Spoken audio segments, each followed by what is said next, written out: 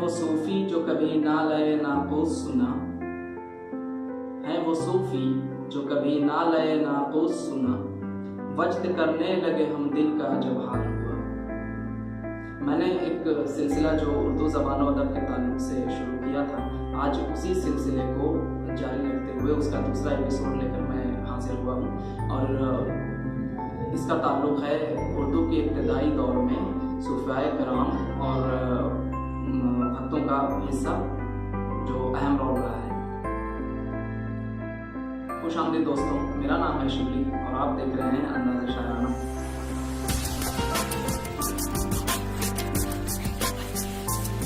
اردو زبان و ادب کی قسمت کا ستارہ اگرچہ مسلمانوں کے عہد اقتدار میں ہی چمکا تھا، مگر بادشاہوں اور خاص طور پر شاہان مغلیہ کے بجائے درویشوں، صوفیوں اور بھکتوں کے دربار میں اسی زبان کا سکہ چلتا تھا، جبکہ مغلوں کے دربار کی سرکاری زبان فارسی تھی۔ جتنے اولیاء اللہ سرزمین ہندوستان میں آئے یا یہاں پیدا ہوئے، وہ باوجود کہ عالم و فاضل ہونے کے عوام سے انہی کی بولی میں بات کرتے اور تعلیم و تلقین فرماتے۔ یہ بڑا گر تھا اور صوفیائے کرام اسے بخوبی سمجھتے تھے۔ یہ لوگ حب دنیا، حب جاہ اور حب دولت سے آزاد تھے۔ دنیا پرستوں کو حق اور صداقت کی راہ دکھانا ان کا حیات مقصود تھا۔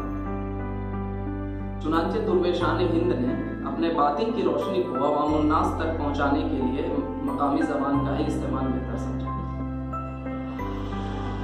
اور ہم زبانی کے اس عمل نے اردو زبان کی ابتدائی نشو و نما میں گرا قدر فائدہ پہنچایا۔ زیر نظر باب میں ہم چند ایسے ہی صوفیائے کرام اور بھکتوں کا تذکرہ کریں گے جنہوں نے اردو زبان کی اولیت برقرار رکھی اور اس کے فروغ میں بالواسطہ حصہ لیا۔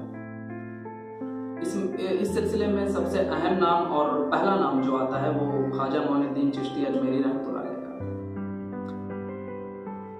خواجہ معین الدین چشتی اجمیری رحمۃ اللہ علیہ سلسلہ چشتیہ کے پیشوا پرتھوی راج کے عہد میں ہندوستان تشریف لائے۔ ملتان میں قیام کے دوران انہوں نے اجمیر کو اپنے تبلیغ کا مرکز بنایا۔ ہندو اور مسلمان سب ان کے معتقد تھے، اور وہ رشد و ہدایت کا جو درس تھا وہ مقامی زبان میں ہی دیا کرتے تھے۔ اور جن صوفیاء نے ہم خیالی کے لیے ہم زبانی کا طریقہ اختیار کیا، ان میں خواجہ معین الدین چشتی رحمۃ اللہ علیہ کو اولیت حاصل ہے۔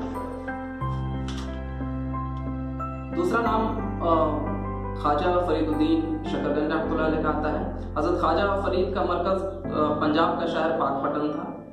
ان کے ملفوظات کے دو مجموعے راحت القلوب اور اسرار الاولیاء منظر عام پر آ چکے ہیں، اور ان کی تخلیق کے مطالعے سے یہ بات واضح ہو جاتی ہے کہ حضرت کا مطالعہ کتنا گہرا اور کتنا وسیع تھا۔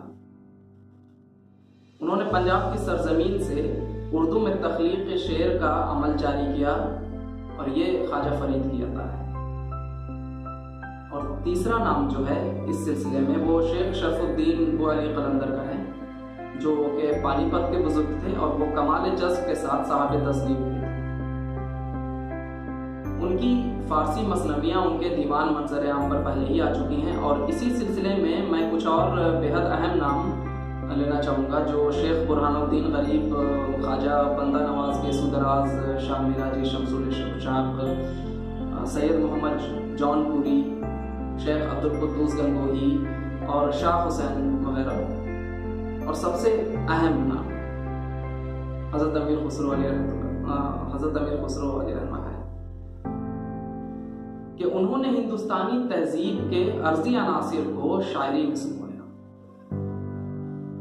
اور اردو دانی کی ابتدائی دور میں اس زبان کو جذباتی گرمی، داخلی توانائی اور نیا انداز اظہار عطا کیا۔ چنانچہ حضرت امیر خسرو علیہ رحمہ کے شخصیت پہ روشنی ڈالنے کے لیے مجھے کم از کم ایک ویڈیو کی درکار تو ضرور ہوگی، اور اسی لیے اس سلسلے میں जो अगली वीडियो होगी, अगला एपिसोड होगा, वो उर्दू ज़बान व अदब के ताल्लुक़ से, वो इंशाअल्लाह हज़रत अमीर खुसरो अली रहमा की ही ताल्लुक़ से वो होगा।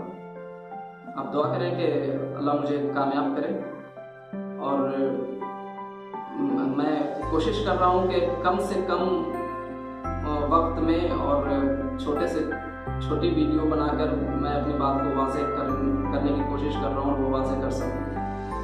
उम्मीद है आपको मेरी ये वीडियो पसंद आई होगी। अगर पसंद आई हो तो मेरे चैनल को सब्सक्राइब करें, लाइक करें, दोस्तों के साथ शेयर करें, और नीचे कमेंट बॉक्स में अपने कमेंट ज़रूर लिखें। बहुत बहुत शुक्रिया।